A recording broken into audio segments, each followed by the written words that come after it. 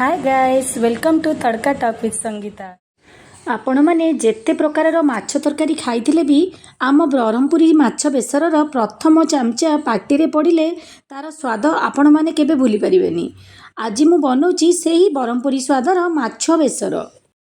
प्रथमे गोटे केजी माछरे गोटे लेंबुर रस, गोटे चामच हलदी गुंड, गोटे चामच लुण और गोटे चामच लंका गुंड दे भल भाव मैरिनेट करी रखिदबा। बेसर मसला पाई 2 स्पून सोरिष, गोटे स्पून जीरा, गोटे पियाज, 2टी रसुण, गोटे इंच अदा, 3-4टा सुखिला लंका, 2टी टमाटो को एकदम फाइन पेस्ट करी बाटीदबा। बेसरर फुटण पाई गोटे स्पून पानमधुरी, हाफ स्पून मेथी, हाफ स्पून जीरा, हाफ स्पून सोरिष, 2 पिंच हिंग, 2टी कटा पियाज, किछि भृषंग पत्र, 2 कि 3टी आंबुल को सजाड़ी रखिदबा।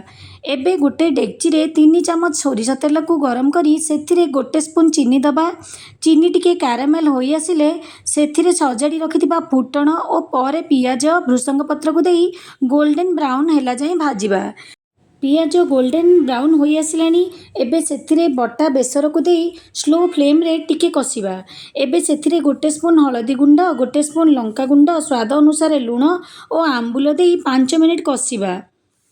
मसला कषिहेला परे सेथिरे 2 कप पानी देई फुटिबा पई छाड़ीदेबा। पानी आपण निज हिसाब रे देई परिबे, किंतु माछ बेसरटा टिके ठीक थिले ही खाइबा को भल लागे। एबे गोटे कढ़ई रे तेल गरम करी मैरिनेट करी रखिथिबा माछ को छाणी बाहर करदबा। देखंतु एपटे बेसर भी फुटिलानी, सेथिरे भजा माछ और टिके सांबर मसला देई 5 रु 7 मिनिट पई ही कुक करिबा। बास प्रस्तुत हो गला आमर गरमा गरम ब्रह्मपुरी माछ बेसर। सोरिष रसुणर कड़ा बास्ना सांग को आंबुलर खट्टा मिठा स्वाद भात थालीर मजा द्विगुणित करदिए। गरम भात सांगरे एही माछ बेसर खाइले एकदम स्वर्गीय स्वाद मिले। एही थिला आजिर तड़का टॉक विथ संगीतार रेसिपी। ट्राए करंतु एही ऑथेंटिक रेसिपी आउ मते कमेंट रे जणांतु आपनको केमिति लागिला। रेसिपीटी भल लागिले वीडियो को लाइक शेयर एंड सब्सक्राइब करने को जम्मारू भूलिबेनी। रहिली नमस्कार। Stay tuned for next video on Tadka Talk with Sangeeta. Okay take care, bye bye.